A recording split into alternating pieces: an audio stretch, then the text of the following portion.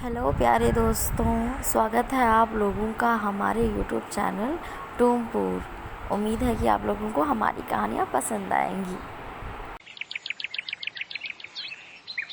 रामपुर गांव में सभी लोगों को डोसा खाने का बहुत शौक था। शालिनी, आज मेरी पगार मिली है। चलो, आज मैं तुम्हें इस गांव के मशहूर डोसे को खिलाता हूँ।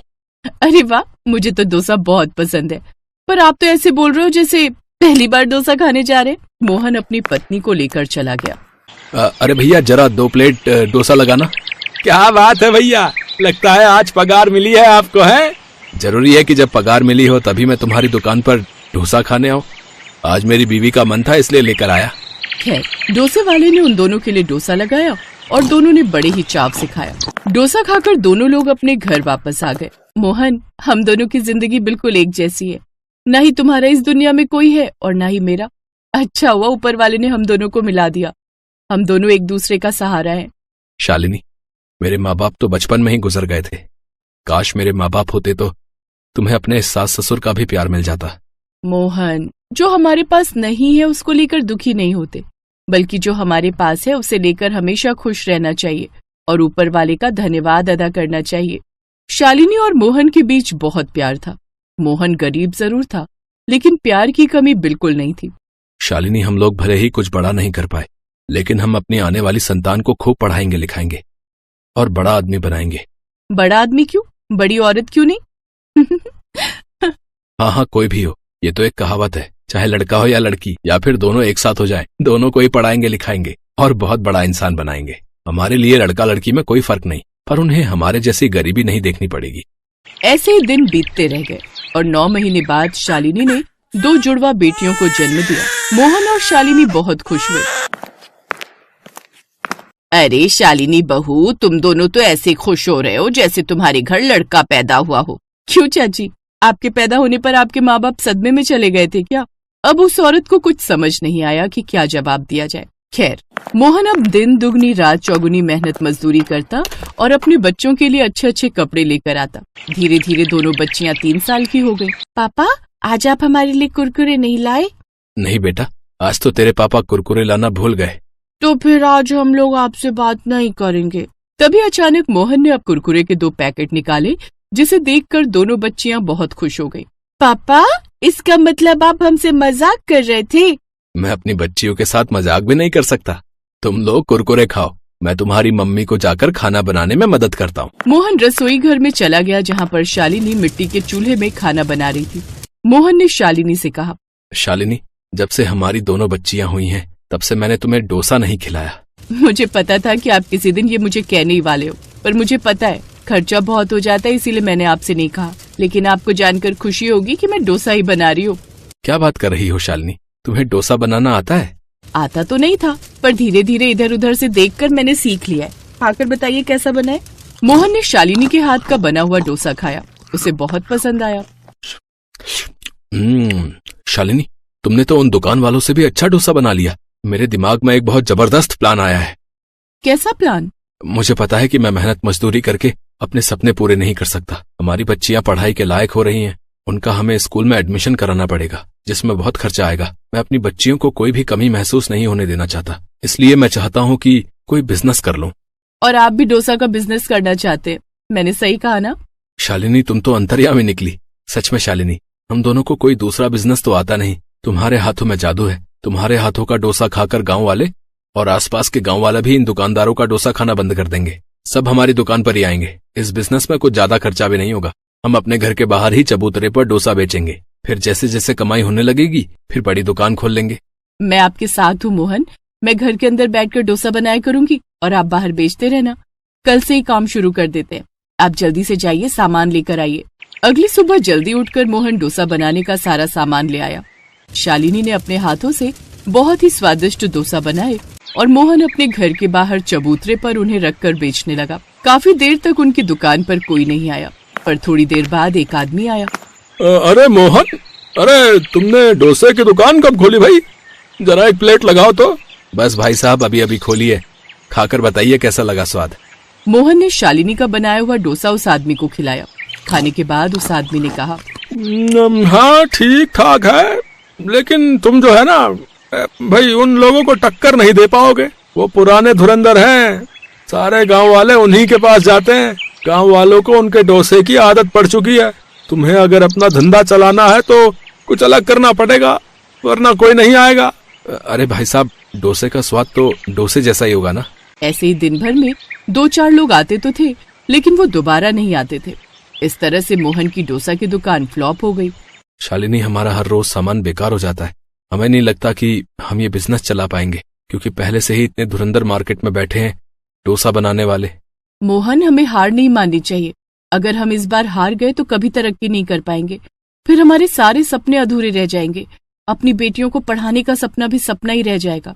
लेकिन शालिनी, हमारे पास इतने पैसे नहीं है कि हम हर रोज डोसा बनाएं, और जब सारा सामान बिकता नहीं है तो बर्बाद हो जाता है। आपको याद है पहले दिन जो आदमी आया था उसने क्या कहा था? उसने कहा था कि हमें कुछ अलग करना पड़ेगा। अगर हमें डोसा बेचना है तो कुछ तो अलग करना पड़ेगा। पर करेंगे क्या? डोसे में क्या अलग किया जा सकता है?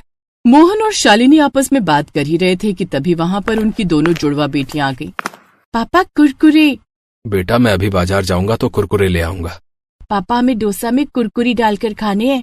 शालिनी, बच्चे भी ना जाने कैसी डिमांड कर देते हैं। भला कुरकुरे वाला डोसा कौन खाता है? तभी अचानक शालिनी का माथा ठनका। मोहन, हमारी बच्ची ने तो एक नया बिजनेस आइडिया दे दिया। हम लोग कुछ अलग तरीके का डोसा बनाने के बारे में सोच रहे थे ना, तो क्यों ना हम कुरकुरे वाले डोसा बनाएं? अरे वाह, ये तो बिल्कुल अलग और नया है। वो उसी वक्त ढेर सारे कुरकुरे के पैकेट ले आया और अपने डोसे में कुरकुरे डालने लगा। उसने एक बोर्ड भी लगा दिया जिस पर लिख दिया, कुरकुरे डोसे वाली। शालिनी, इस बार दुकान पर भी तुम ही रहोगी। ये दुकान मैंने तुम्हारे नाम पर ही खोली है, जिसका नाम है कुरकुरे डोसे वाली। अब देखना, लोग कुछ अलग देखकर हमारी दुकान पर जरूर रुकेंगे। अगले दिन शालिनी कुरकुरे डोसे वाली बनकर अपनी दुकान पर खड़ी हो गई। लोग अजीब सा नाम देखकर रुकने लगे। अरे बहन जी, ये कुरकुरे डोसा पहली बार देख रहा हूँ, क्या है ये? एक बार खाकर देखिए, पता चल जाएगा। शालिनी का कुरकुरे डोसा खाकर वो आदमी अपनी उंगलियां चाटता रह गया। वो 3 प्लेट डोसा खा गया। धीरे धीरे बढ़ती गई रात तक भीड़ कम होने का नाम ही नहीं ले रही थी। रात 10 बजे उन्होंने दुकान बंद की। शालिनी, हमारी बच्चियों का आइडिया तो काम कर गया। जितना अभी तक नुकसान हुआ था, आज एक दिन में ही दुगना कमा लिया हमने। कुछ ही महीनों में कुरकुरे डोसे वाली आसपास के गांव में भी फेमस हो गई। 1 साल के अंदर ही। रुको, आगे देखने के लिए हमारे चैनल को सब्सक्राइब करो और बेल आइकन को क्लिक करो। उन्होंने अपना घर भी ठीक करवा लिया।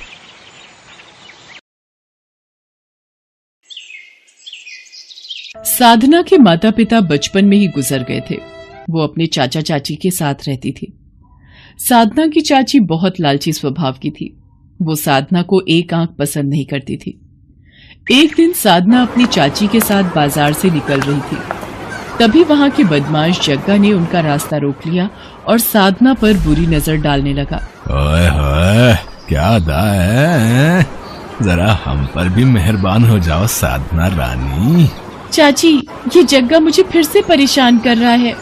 जग्गा दादा, बच्ची है, थोड़ा प्यार से बात किया करो। घर आओ, चाय पानी पियो, फिर आराम से बात करेंगे। अभी हम चलते हैं। चाची, आप उस गुंडे से इतने प्यार से बात क्यों कर रही थी? प्यार से बात ना करती तो क्या लड़ाई करती? अरे वो शहर का गुंडा है, उससे पंगा लेने का मतलब है अपनी मौत को दावत देना। और तू भी ध्यान से सुन ले, घर जाकर ये बात अपने चाचा को बिल्कुल भी मत बताना। अरे भाई, गुंडों से बना कर रखनी पड़ती है, शहर में अपना रौब रहता है। साधना की चाची के मन में न जाने क्या चल रहा था। वो जग्गा दादा से बिल्कुल भी पंगा नहीं लेती थी, बल्कि उसे और बढ़ावा देती थी। साधना के चाचा को कुछ दिनों के लिए काम से बाहर जाना पड़ा। मौका देखकर साधना की चाची ने जग्गा को घर आने का न्योता दे दिया। अरे आओ जग्गा दादा, आओ, देखो आज साधना ने अपने हाथों से पूरी पकवान बनाए हैं। चाची ने इस गुंडे को घर बुला लिया। अगर चाचा घर पर होते तो वो कभी भी इस गुंडे को घर में ना घुसने देते। अरे भाई, जिसने बनाया है उसे बुला तो लो, हैं? अपने हाथों से ही मुझे खिला देगी। जग्गा दादा, मजाक करने में भी आप नंबर 1 हो। मैं साधना को अभी बुलाती हूँ। साधना की चाची जबरदस्ती साधना को जग्गा के सामने खड़ा करती है और साधना मन मार कर जग्गा को खाना परोसती है। जग्गा खाना खाकर चला जाता है। साधना अपने कमरे में जाकर फूट फूट कर रोने लगती है। साधना के चाचा को गए 2 दिन बीत गए थे। एक दिन साधना देखती है उसकी चाची ने जग्गा को घर पर बुलाया है और वो जग्गा से कुछ बात कर रही है। जग्गा दादा चिंता मत करो, साधना के चाचा भी 2 दिन बाद आएंगे। तुम कल ही साधना को उठाकर ले जाओ और याद रहे ये नोटों की गड्डी देना मत भूलना। उसके बाद तुम साधना का जो मर्जी करो, उसे प्यार करो या उसे बेचो, मुझे तो बस पूरे पैसे चाहिए। ठीक है, मैं कल अपने आदमियों के साथ आऊंगा और इसको पकड़कर यहाँ से दूर ले जाऊंगा। साधना अपनी चाची और जग्गा दादा की बातों को सुनकर घबरा जाती है और वहां से भाग जाती है। साधना के पास थोड़े बहुत पैसे थे जिनसे वो टिकट लेकर एक बस में बैठ जाती है। वो बस शिमला की थी। साधना शिमला पहुंच जाती है। साधना के पास पैसे खत्म हो गए थे, वो इधर उधर भटक रही थी। शिमला जैसे हिल स्टेशन पर साधना बिल्कुल अकेली थी। साधना एक पहाड़ी के रास्ते सड़क पर चल रही थी। अचानक उसकी नजर एक मोमोज की दुकान पर पड़ती है। साधना वहां पहुंचती है और बेहोश हो जाती है। अरे ये लड़की कौन है? ये तो बेहोश हो गई।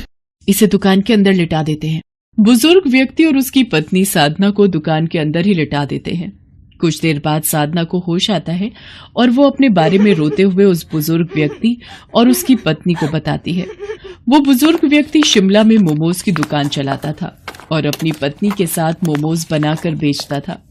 साधना अपने बारे में बताते हुए रो पड़ती है। रो मत बेटा, जिसका कोई नहीं होता उसका ईश्वर होता है। तुम्हें अब वापस अपने घर जाने की कोई जरूरत नहीं है। तुम हमारे साथ ही रहो, हम तुम्हें अपनी बेटी बनाकर रखेंगे। आपका बहुत बहुत शुक्रिया। आप दोनों ने मेरी इतनी मदद की। एक मेरी चाची जिन्होंने मुझे उस बदमाश के हाथों बेचना चाहा। बाबा, मैं कैसे अपना दुख भूलूंगी। बेटी, वक्त सारे जख्म भर देता है। हमारा भी बेटा बहू के साथ हमें छोड़कर चला गया। हम दोनों बूढ़े पत्नी पत्नी भी हिम्मत हार चुके थे। शिमला जैसे हिल स्टेशन पर हम बिल्कुल अकेले थे। फिर हम दोनों ने ये मोमोज बनाकर बेचने का काम शुरू किया। फिर धीरे धीरे हिम्मत आ गई और हमने एक दूसरे के सहारे जीना सीख लिया। बाबा, मैं भी आपकी मोमोज बनाने के काम में मदद करूंगी। आप मुझे मोमोज बनाना सिखाएंगे ना? हाँ बेटी, मैं तुम्हें मोमोज बनाने जरूर सिखाऊंगा। साधना उन बुजुर्ग पति पत्नी से मोमोज बनाना सीख गई थी। अब वो भी उन्हीं की तरह अच्छे मोमोज बना लेती थी और वो उनकी सहायता भी करती थी। धीरे धीरे वक्त बीतता है। साधना को उन पति पत्नी के पास रहते हुए 1 साल बीत जाता है। साधना ने मोमोज की दुकान पूरी तरह से संभाल ली थी। अब तो उन बुजुर्ग पति पत्नी को भी दुकान की कोई चिंता नहीं रहती थी। साधना ने अपना पिछला सारा दुख भुलाकर अब अपने नए जीवन पर ध्यान देना शुरू कर दिया था। एक दिन साधना मोमोज की दुकान पर ग्राहकों को मोमोज की प्लेट बनाकर दे रही थी। अचानक उसने अखबार में एक इश्तेहार देखा जिसमें उसके चाचा ने साधना की फोटो लगा रखी थी और लिखा था कि साधना, तुम जहां कहीं भी हो मेरे पास वापस लौट आओ, मेरी तबीयत ठीक नहीं है। बाबा, मेरे चाचा की तबीयत बहुत खराब है, वो मुझे बहुत याद कर रहे हैं। मैं अपने चाचा से मिलना चाहती हूँ।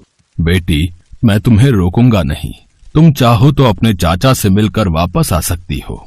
साधना अपने घर वापस लौटती है, पर घर के बाहर भीड़ लगी हुई देख साधना को पता चलता है कि उसके चाचा अब इस दुनिया में नहीं है। साधना की चाची साधना से लिपटकर बहुत रोती है और उससे अपने किए की माफी मांगती है। साधना, मुझे माफ कर दे। आज तेरे चाचा मेरे कारण इस दुनिया से गए हैं। तेरे चाचा को पता चल गया था कि मैं तुझे जग्गा दादा के हाथों बेचना चाहती थी। तेरे चाचा ने जग्गा को पुलिस के हवाले कर दिया, पर वो तेरी याद में दिन पर दिन बीमार होते चले गए। आज तेरे चाचा मेरे कारण इस दुनिया को छोड़कर गए हैं। मैं ही लालची थी जो पाप करने चली थी। अपने चाचा के गुजर जाने के बाद साधना अपनी चाची को अपने साथ शिमला ले जाती है और फिर से मोमोज बेचने का काम शुरू कर देती है। साधना की चाची उसे ये सब करते देख अपने किए बुरे कर्मों पर रो पड़ती है। उम्मीद है कि आप लोगों को हमारी कहानी पसंद आई होगी। अगर ऐसे ही मज़ेदार कहानी देखना चाहते हैं तो हमारे चैनल को सब्सक्राइब करें और बेल आइकन को क्लिक करें। और हमारी कहानी देखने के लिए आप लोगों का धन्यवाद।